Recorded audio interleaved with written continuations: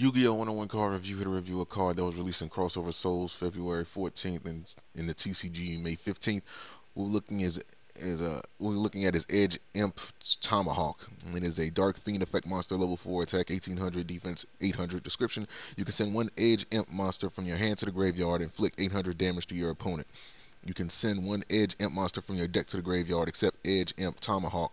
This card's name becomes the sent monster's name until the end phase. You can only use each effect of Edge Imp Tomahawk once per turn.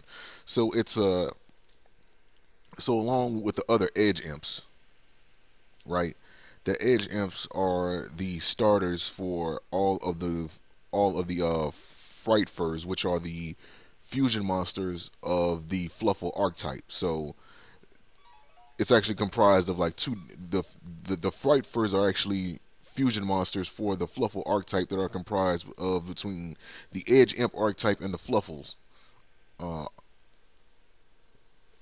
so with the Edge Imps being like that starter monster for the fusion materials, you know, it's always like one Edge Imp, be it Edge Imp Saw, Edge Imp,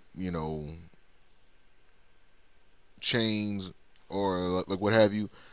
They end up being that first monster that's named in the Fright for Fusion Monster text. So what this does is it basically puts you in a position where even if you don't have the Edge Imp monster that you want, you can still substitute that Edge Imp monster with Tomahawk after using its effect, and it'll change its name until the end phase. That way you can get that fusion that you want to get out.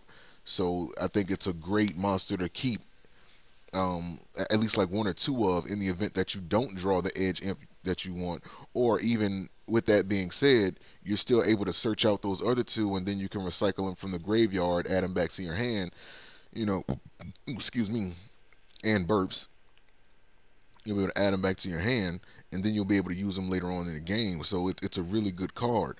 Then you add on to the fact that it inflicts 800 damage. I think that's also great because it does. I mean, anytime a monster is able to do burn damage, I mean that is that's pretty good. So that's pretty much all. The only thing I really can say about this is that it's a good, monster for the archetype. You have Edge Imp Scissors, or excuse me, Edge Imp Sabers, as they're calling them in the TCG. But I still refer to the card name as Scissors because that's the original, card name of the card when it was released in the OCG first. So that's what I call it. But Sabers actually has an effect where it can revive itself from the graveyard. So I guess that would be just based on what it can do. I would say that would be like your primary target. That way you can get two monsters out using Edge and Sabers. So that could be like one strategy right there. I mean, obviously you can dump Chain, Saw, or like any of the other Edge Imps, but I think that Sabers would actually be the preferred monster to use only because of what it's able to do once it hits the graveyard. You can still get it out the graveyard, so that'd be like one thing to use it with, or like the primary thing to use that effect on. The primary monster to use Tomahawk's effect on. You can search it out with cards like Creeping Darkness. Uh, Granted that you have enough dark monsters in your graveyard to use it with. Um,